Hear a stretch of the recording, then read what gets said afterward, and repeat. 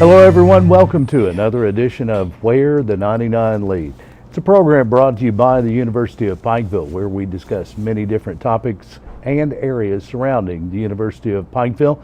A special guest on today's edition, we talk to Lauren Gregory, transfer counselor at the University of Pikeville. And Lauren, you're a returning guest. Yes. A lot of our friends know Lauren Gregory already, but for those that don't, let's talk about where you come from. Let's talk about your background. Okay, I'm from Manchester, Kentucky. I went to Clay County High School. I actually came here for a golf scholarship, and I found out about an awesome scholarship that paid for my tuition that UPike offered me. So I came and I graduated in 2015, and I'm still here. I just love this place. Just stuck around. I just stuck around. Walked the stage at graduation, and they found a job for you. And here you are. You're helping other students now that are in their college experience currently.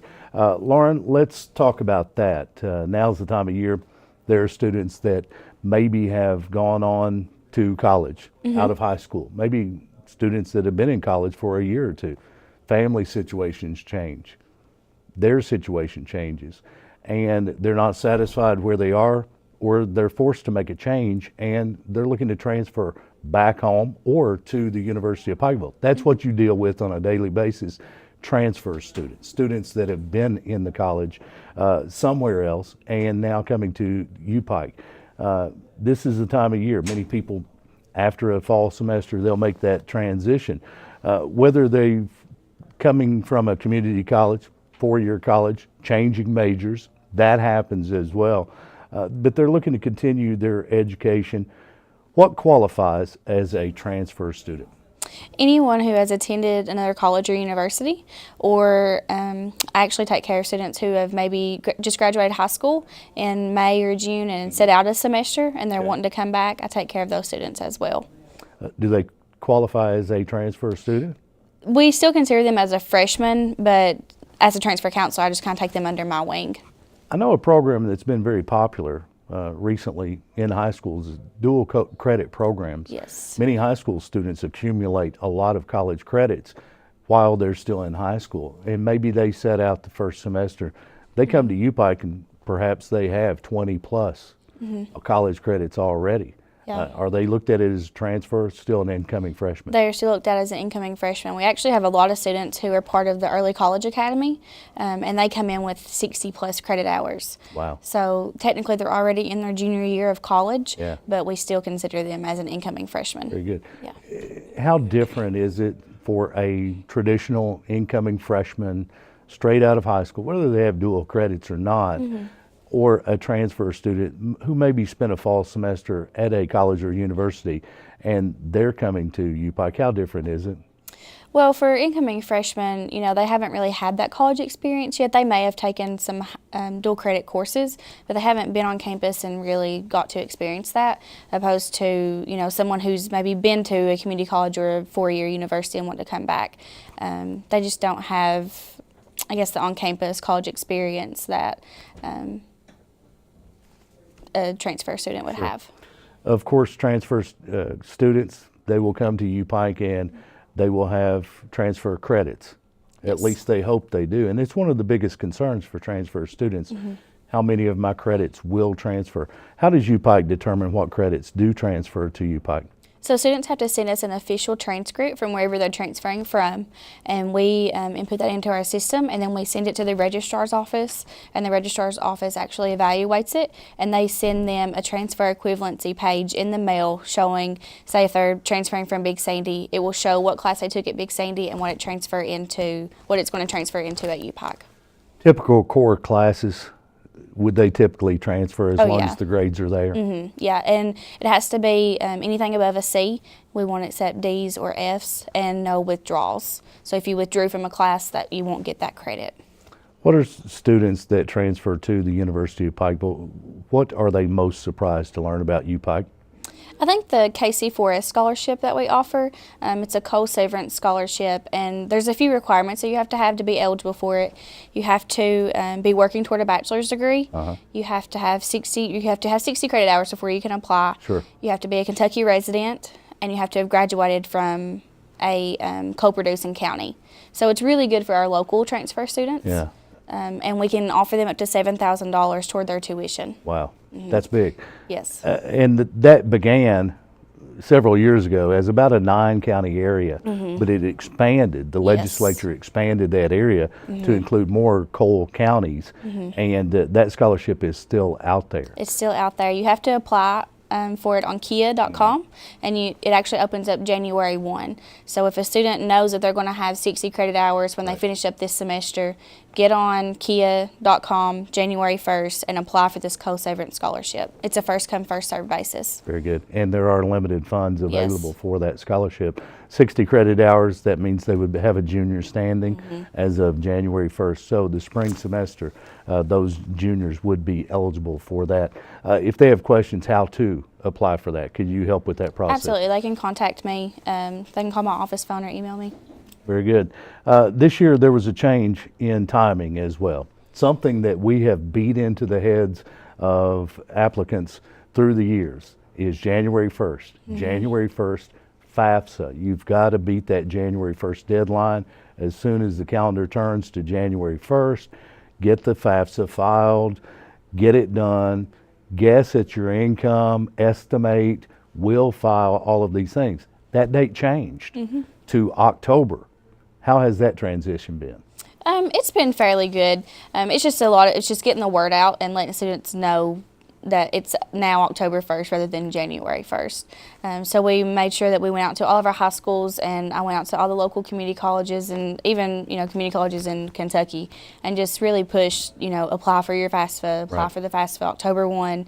I was texting students, when it was 12 o'clock that night. Sure. Apply for your FAFSA, don't forget, know.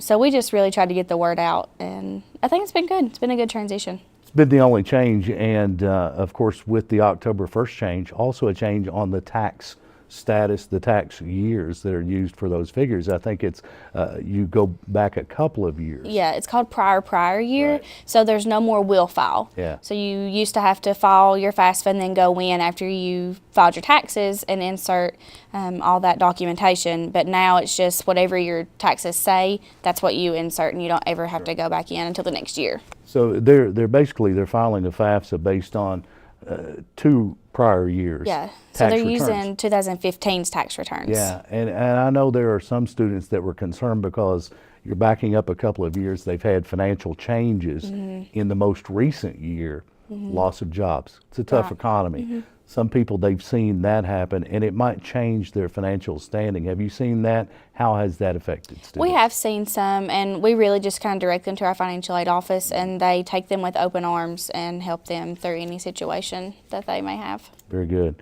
You mentioned community colleges. You spend time there as well, because there are students that will gain an associate's degree, or perhaps just they don't attain an associate's degree, but they begin their college process on a community college campus before arriving at the University of Pikeville. You spend time at community colleges much like other admissions folks will spend at high schools. Talk about that and the students that you meet there. When I go, I have like an information table set up, and I just try to interact with students as they're walking through, and I really just try to get their name out there. And I try to go as often as I can, just so they might not feel comfortable talking to me the first time, but the more I'm there, I look familiar, and I just try to talk to them, like I said, as they're walking by, and just have casual conversation. And then, of course, have you thought about UPike? Yeah. Are you looking to transfer? Sure. But I like the one-on-one attention that I get to have with my transfer students. I encourage them to come on campus and have a campus tour, and I give them my cell phone number, and I'm like, call me, text me, Right. whatever you may need. And talk about the community colleges that you visit, because it's not just a community college here locally, but you visit several. Yeah, so I really focus on Big Sandy a lot just because they're local, the Pikeville and Prestonsburg campus, but I also go to Wattsburg. I go to Mountain Empire in Virginia. Right. Somerset Community Colleges, both Somerset and Laurel campus. I go to Lexington, to Bluegrass Community College, Hazard Community College. there's more. Yeah, but it's certainly, it's regional. Yes. It's not just local and the community college students here, but you do cross state lines. Yes. Because there are community colleges across the border as well, and those looking to continue their college education at the University of Pikeville. Lauren Gregory, transfer counselor at the University of Pikeville, our guest on this edition of Where the 99 Lead, and it's a time of year that many people are making a transition. Things didn't work out at their first college. Perhaps it's a college freshman who left home for the first time. Being away from home wasn't the place to be, and now they want to come a little closer to home to continue their college education. You mentioned an additional scholarship available to juniors and seniors from the Cole County. Let's talk more about KC4S. We talk about there are limited funds available. January 1st, a hard and fast deadline. You've got to get there as quickly as you can because of that. But all the student has to have 60 credit hours and a graduate of a Cole County high school. And they have to be a resident of Kentucky and be working toward a bachelor's degree. Good. And that scholarship amount? Up to $7,000 we can give you. Yeah. That is big, and it's just for Cole County students. It's not for students that may come from other areas of the state that weren't necessarily coal producing. Another scholarship that is huge at the University of Pikeville, and it's unheard of many places, but the Pikeville Promise. Let's talk about that. I've heard of it. I've heard some details, but let's talk about Pikeville Promise. What does that mean? What does it do? So Pikeville Promise is our full tuition scholarship. Of course, there are guidelines for that too. You have to be eligible for a Pell Grant, a CAP grant, and a KTG grant. And that's all dependent on your financial aid. So the government is depending that. But if you are eligible for all three of those, then we will pay your tuition. Wow. Yeah. All. Yep. I was a recipient of Pikeville Promise, so I was fortunate enough to have my tuition paid all 4 years. Wow. Yeah. It's huge. It's life-changing. It is. It truly is. You work with transfer and non-traditional students, a little bit different than working with students straight out of high school. Let's talk about how you guide students in the transition between colleges. Talk about the transition from wherever they've been to UPike. Talk about how you guide students through that process. It's different with every student. Sometimes I make my initial contact when I'm out of school, but then sometimes, it's through email. So we really just try to work on getting all those documentations in. I try to get their transcripts sent in and straight over to the registrar's office to be evaluated so they know exactly what classes are coming through. Right. And I just, try to be personal with them and just let them know I'm there to help them, and I'll take them right along the whole way. Of course, you assist with that process. You get their courses, their transcripts to the registrar's office, and then transfer students may be a little more complicated in registering for classes, working through the catalog.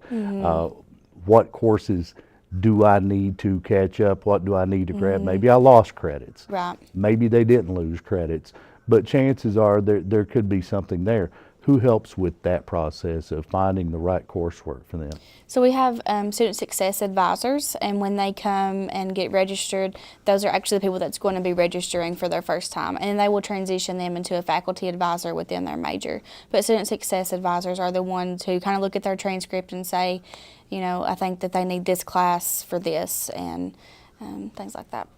The University of Pikeville campus has changed in recent years. Even since your arrival at UPike, campus has changed somewhat. How do you acclimate a transfer student to UPike's campus prior to the first day of classes that they will spend as a UPike student? I just, tell them about everything we have going on, and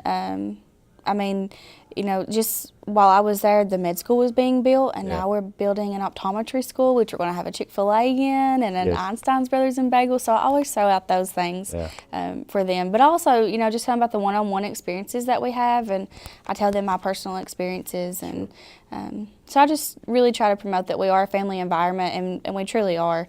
I felt like family from the first time I stepped on the campus, and I still feel like part of the family. So Indeed. Yeah.